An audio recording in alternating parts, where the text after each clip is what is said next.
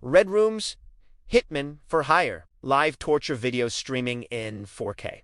You've heard these stories, right? Everyone has. And that's exactly what I want to destroy in the next few minutes. Because here's the technical truth that no sensationalist video will ever tell you. Streaming live video over the Tor network is technically impossible. I'm talking about 3 to 10 seconds of latency per hop, multiplied by 3 routing nodes, on a network that can barely load a JPEG image without you going to make coffee. Red rooms are creepy. They're horror stories for teenagers who have never opened Wireshark in their lives. The real dark web. It's infinitely more terrifying. Not because it has monsters, but because it has mathematics, cryptography, and a billion-dollar market that operates in the shadows while you sleep. I went in there, I documented it, and now I'm going to show you what really happens in this digital underworld, so you won't have to risk your freedom finding out alone. First, let's clear up the confusion that everyone makes. The normal internet, the surface web, is everything Google indexes. Maybe 5% of the total internet. The deep web is everything that isn't indexed. Your email, your bank account, medical records, nothing scary, just things protected by login. And the dark web. It's a microscopic fraction of the deep web that requires specific software to access. Sites with onion addresses that don't exist in traditional DNS. They're 56-character cryptographic hashes generated from public keys. You don't type illegal market. Kung. You type something like 3G2 upl for PQ6 Kafka 4M, onion and prey. It's not an FBI honeypot. But how does this work? How do you disappear on the internet? The answer is onion routing. Layered routing. Imagine you want to send an anonymous letter. In regular mail, you put the letter in the envelope, write the address, and send it. The mailman knows who you are and where it's going. Complete trail. In Tor, you take that letter, put it inside a safe, lock it with a key. Then you put that safe inside another larger safe and lock it with another key. And you put all of that inside a third safe with a third key. Each safe has instructions for a different messenger. The first messenger, the entry node, knows who you are because he receives the package from your hand. But he can't open the inner safes. He only knows he needs to deliver to the second messenger. The second messenger, the middle node, doesn't know who sent it or where it's ultimately going. He only knows the previous messenger and the next one. And the third messenger, the exit node, opens the last safe and delivers the letter. He knows the final destination, but has no idea who originally sent it. 3 hops, 3 layers of encryption. No single point knows the complete story. This is onion routing. This is Tor. But here's where it gets dangerous. The exit node sees your decrypted traffic if you're accessing a regular HTTP site. Malicious operators set up exit nodes specifically to sniff traffic, passwords, card data, messages. If you use Tor to access your personal email without HTTPS, congratulations, you just handed your credentials to a criminal while trying to protect yourself from criminals. The irony is brutal. That's why serious users never leave the onion network end-to-end encrypted communication, Tails-O, S-run-in from RAM, never touching the hard drive. Honix with isolated Tor gateway. Bridges to hide even the fact that you're using Tor from your internet provider. Layers upon layers. Paranoia as art. Now, let's talk about money. Because the dark web doesn't exist for ideology. It exists for profit. And the fundamental problem of any illegal market is, how do criminals trust each other? If I want to buy stolen data from you, how do I know you'll deliver after I pay? And if you send me the data first, how do you know I'll pay? The answer is escrow. A guarantees system where the marketplace holds the money until the transaction is confirmed. The buyer deposits Bitcoin or Monero into a wallet controlled by the site. The seller ships the product.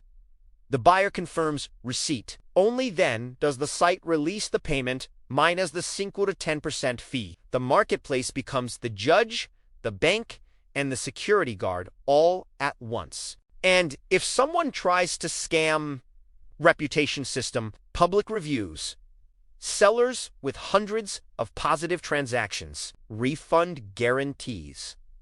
Sounds like Amazon? That's because it works the same way, except it sells malware. But Bitcoin isn't anonymous. It's pseudonymous. Every transaction is recorded forever on the public blockchain. So how do criminals launder digital money? Mixers. Tumblers. You send your dirty coins to a service that mixes them with thousands of other coins from other users. The service returns the same amount, minus the fee, but from completely different sources. Connection broken, or even better, Monero, a cryptocurrency designed from the ground up for total privacy. Ring signatures hiding the sender, stealth addresses hiding the recipient.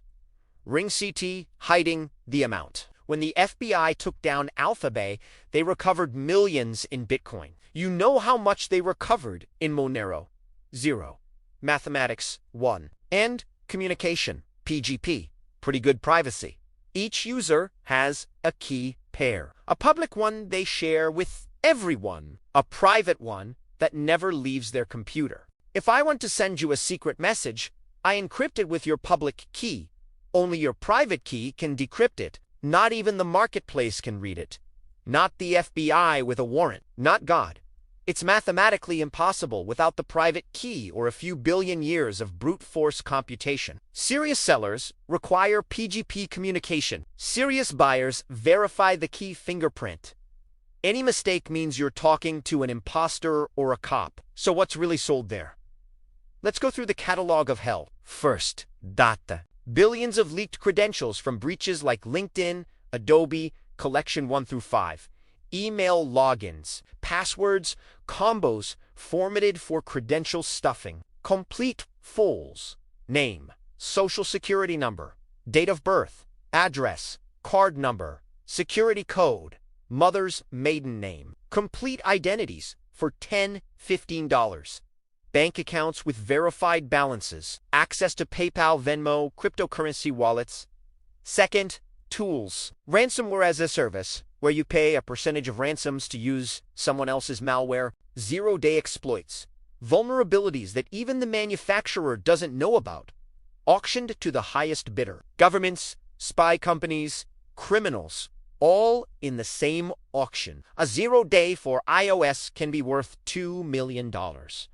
Third, services DDoS attacks by the hour. Mass spam, forged documents with industrial printer quality, diplomas, driver's licenses, scanned passports. But here's the detail nobody tells you. Most of it is scams, rippers, scammers scamming other criminals. The guy selling Hitman for hire disappears after you deposit the Bitcoin. The hired hacking service takes your money and blocks your contact. And who are you going to complain to? The police. The dark web is an ecosystem where paranoia is survival and scammers feed on the greedy. So, how does law enforcement take down these markets? 3 main vectors. First, human errors. Jos Ulbricht, the dread pirate Roberts of Silk Road, was caught because he used the same username on public forums years before creating the site. Identity correlation OPSEC, broken by a 2010 post. Second, technical errors. Misconfigured servers leaking real IP through Apache error messages. A Hunsa administrator forgot to disable a PHP module that exposed the full server path. Third, active attacks. The FBI operated Playpen, a child abuse site, for 2 weeks after seizing it, injecting JavaScript code that exploited vulnerabilities in Tor browser to reveal visitors' real IPs. Thousands of arrests. Industrial scale, honeypots, correlation attacks are even scarier. If an agency controls the entry node you use and the exit node of your destination, they can correlate packet timing. You sent a 1.3 kilobytes packet at 14 hours, 32 minutes, 7 seconds, and 3 milliseconds. The server received a 1.3 kilobytes packet at 14 hours, 32 minutes, 7 seconds, and 847 milliseconds. Doing this thousands of times. Patterns emerge. Anonymity statistically destroyed. That's why Tor recommends not using it for extended periods. Short sessions, disposable identities. Never mix your real life with your anonymous life. Tor technology isn't evil. Journalists in dictatorships use it to report political dissidents, to organize abused victims, to seek help without being tracked. The protocol is an essential privacy tool in a world of mass surveillance. But the dark web as a social ecosystem is a sewer, a market where your leaked data is a commodity, where your identity is worth less than a coffee, where criminals automate fraud at industrial scale while you still using the same password on 15 different sites. The best way to never have your data sold on the dark web is to protect it here on the surface web. Password managers, two-factor authentication, unique emails for each service. Breach monitoring. Understanding how the underworld works isn't morbid curiosity. It's strategic defense. Know the enemy so you don't become a statistic. Now look, if you're serious about understanding this world from the technical side, and I mean actually serious, I put together something that would have saved me months of frustration when I started. It's called the Hacker's Blueprint. It's a 3-in-1 beginner's bundle that covers Python scripting for building your own tools, Linux terminal mastery so you actually control your machine, and active reconnaissance, the real first step of any security operation. No fluff, no scattered tutorials, just a clear roadmap from zero to dangerous. Links in the description if you want to check it out. If this video pulled back the curtain for you, smash that like button. If you want more technical deep dives without the clickbait garbage, subscribe and hit that bell. And drop a comment below.